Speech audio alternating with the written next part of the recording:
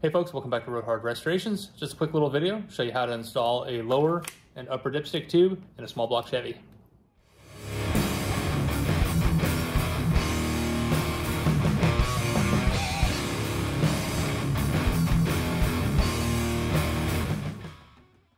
Alright, if you're just changing out the dipstick, it's pretty straightforward. Just pull it out, put a new one in. But if it's a fresh motor and machine shop didn't put that lower dipstick tube in the block, then you can do it after the fact. It just slides in here, it's pressed in, and then you put the top one in. So let's get started here. All right, what we're working on here is a 1967 Camaro 327. It has the dipstick tube that goes into the side of the block. Got the dipstick here. The customer chose a chrome dipstick, but when the short block was built, the shop did not install the lower tube, so we had to get one. It had a whole bunch of stickers on it, made in Canada. And so what you want to do is you want to make sure you get anything off of there. It had some of the blister pack tape still kind of stuck on there, and we don't want it wedging into the block or making its way into the pan, so you clean it off. I just used some general purpose adhesive cleaner from 3M. This stuff works amazing. And then just with the rag, wipe it off, cleans it right up. All right, so what this does, it goes all the way into the block, the bottom of it sticks out of the pan a little bit, and it keeps that dipstick from wandering around and getting caught up and hitting the counterweights on the crankshaft. So you don't want to forget this little guy. You want to make sure your hole's clean, and it basically just drops right in. Before you do that, you want to find a punch that's going to work, because it's going to be an interference fit at the very top. So, got a set of roll pin punches here. I use you can use just kind of whatever's going to fit in there. It's appropriate, but I like this because it keeps it center. It's made for roll pins. It's got a little bump on the top there, so it fits inside and it's not going to slide off.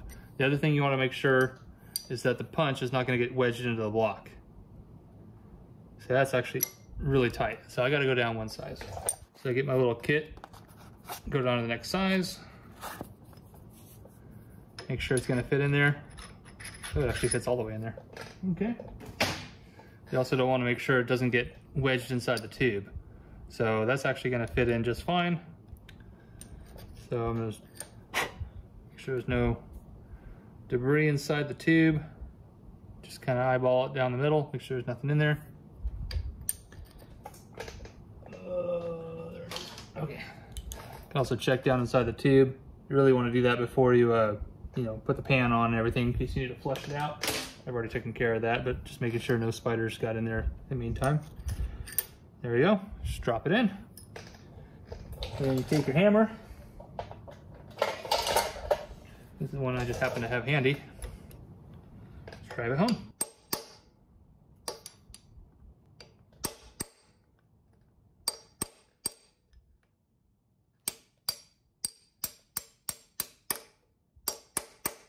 And you can tell the sound is different once you get it all the way to the bottom.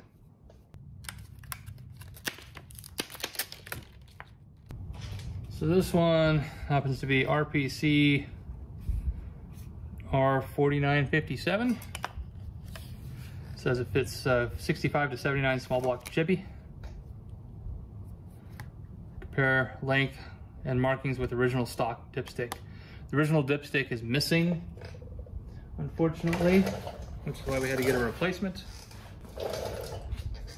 I do have the original dipstick tube, and if you wanted to retain the stock tube and just changing out the stick, you want to make sure that the length is the same. You can see the angle is a little bit different too. One's got a bigger arc than the other.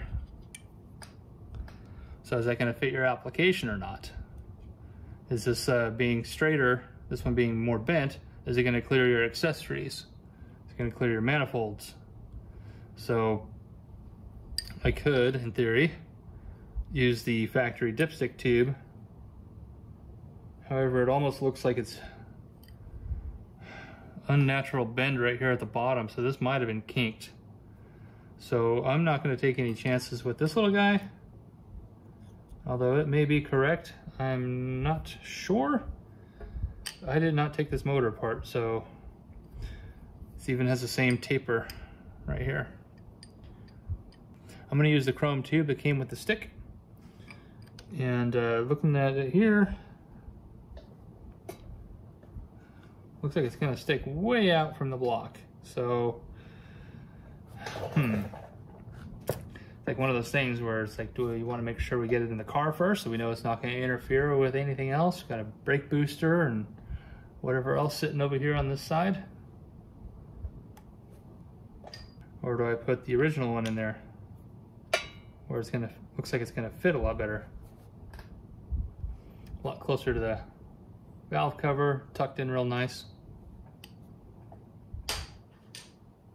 Then again, I could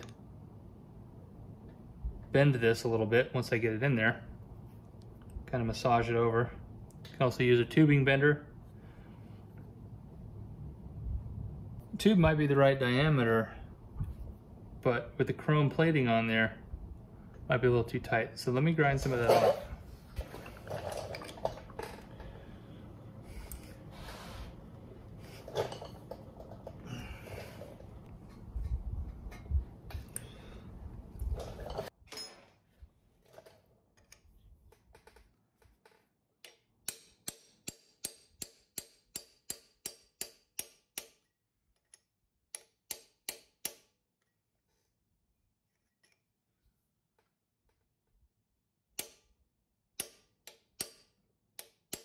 Okay. All right, using the 1/2-inch roll pin punch, it's got the ball on the end.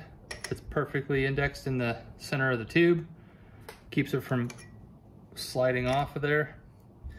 And then keeps you from mushrooming the end of the tube. Got it all the way seated.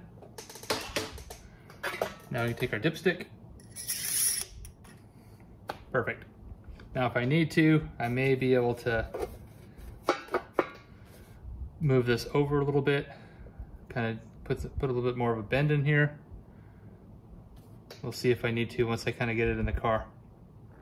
But I think for now, we can just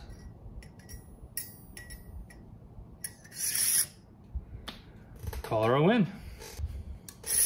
Yeah, that's nice and smooth. That is a straight shot into the engine.